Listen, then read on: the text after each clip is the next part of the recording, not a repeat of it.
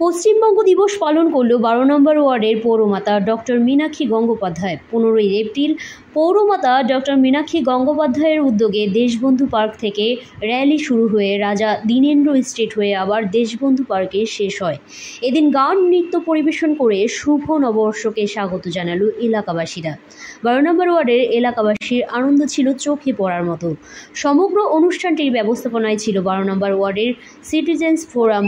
আমরা সারা বছর করি, সেটার কারণ কিন্তু উৎসবে মেতে থাকা নয়, সর্বস্তরে সর্বসেক্টরের মানুষকে কাছে নিয়ে আসা। কয়েকদিন আগে আমরা বসন্ত উৎসব করেছি, যারা নন বেঙ্গলি থাকেন তাদের কায়দায় তাদের ধারাকে মাথায় রেখে সঙ্গে বাঙালিয়ানাও ছিল। ঠিক তেমনি আজকে নববর্ষে আমাদের সকলেরই ভালোবাসা যে এই এলাকার যাবতীয় সাংস্কৃতিক মোনা যতগুলো অনুষ্ঠান, যতগুলো সেট আপ আছে, তাদের সবাইকে নিয়ে আমরা একত্রিত হয়েছি। তাদের বাবা মা, তাদের গার্জিয়ান, তাদের প্রয়াস, তাদের ভালোবাসা, তাদের সারা বছরের কাজকে স্বীকৃতি দেওয়ার জন্য।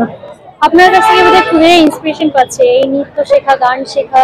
নিশ্চয়ই আমরা সর্বস্তরের, আমি যে কথা বললাম, খালধারের ড্রপ আউটস, খালধারে যে বাচ্চাটা মনে করতো যে তার বাবা মা বাসন মাঝি বা তার বাবা ভ্যান চালায়, সে বোধহয় জীবনে দাঁড়াতে পারবে না, সেই জায়গা থেকে তারা কিন্তু বুঝেছে যে দিদির প্রকল্পে তারা কেউ পিছিয়ে নেই, তাদের প্রত্যেকের জন্য কিছু না কিছু আছে।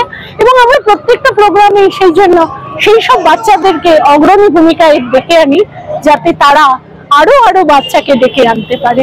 আমাদের এখানে একটা কেএমসি স্কুল আছে, আমাদের এখানে 12টা জি স্কুল আছে, হিন্দি, বাংলা, জৈন, প্রত্যেকটা জায়গায় আমরা সব সময় দিদির স্নেহের পরশে প্রত্যেকটা বাচ্চা যাতে আরো বেশি শিক্ষিত হয়ে ওঠে, সেই জায়গাটা তৈরি করতে চাই। পশ্চিমবঙ্গ দিবস দিদি কালকে অ্যানাউন্স করেছেন, আমরা আজকেই সেই জন্য নববর্ষকে সর্বত্র পশ্চিমবঙ্গ দিবস দিয়ে আমরা ভরিয়ে দিয়েছি, যাতে আমাদের সমস্ত শিশুরা শিখে ওঠে যে আগামী 20 বছরের মধ্যে যেসব বাচ্চারা বড় হবে তারা কিন্তু সকলে জানবে মাননীয় মুখ্যমন্ত্রী নববর্ষকে পশ্চিমবঙ্গ দিবস করে গেছেন। আমাদের ডাক্তার গতকালকে চেন্নাই থেকে এসেছে, তারপর একটা এত সুন্দর সাংস্কৃতিক অনুষ্ঠানের পরিবেশের সৃষ্টি করেছে। আমি ভীষণ ক্লান্ত, 2.5-3 ঘন্টার একটি রোড শো করেছি, তারপর এখানে এলাম, কিছুক্ষণ আনন্দ উপভোগ করলাম, বৈশাখ মাসকে উপভোগ করলাম, এসে বৈশাখকে উপভোগ করলাম, খুব ভালো লাগলো। এবার ফিরে যাব, তারপরেও কাজ আছে।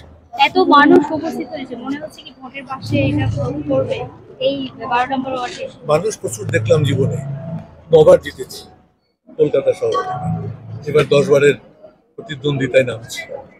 মানুষ আমি খুব বেশি আবিষ্ট হই না, আমি হয় সে মানুষের মধ্যে ভালোবাসা, আবেগ, অনুভূতি কতটা আছে। আমি 12 নম্বর ওয়ার্ডের ফ্যামিলি, আর আমার ওদের সঙ্গে প্রতিনিয়ত মানে সপ্তাহে 3 বার করে দেখা হয়।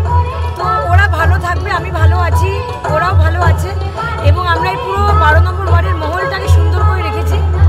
আমরা একসঙ্গে থাকি এবং আমরা এই যে সুন্দর সুন্দর প্রোগ্রামগুলো একসঙ্গে হয়। আমাদের পৌর প্রতিনিধি আছে এবং আমাদের সর্বস্তরের তৃণমূল কর্মীরা আছে, প্লাস 12 নম্বর ওয়ার্ডের রেসিডেন্টসরা খুব আমাদের ভালোবাসে। আপনারা দেখলেন যে আমার আরেকটা পৌর প্রতিনিধি 16 নম্বর ওয়ার্ডের খোকন দাস, তার ছেলেও দাঁড়িয়ে আছে রাজা।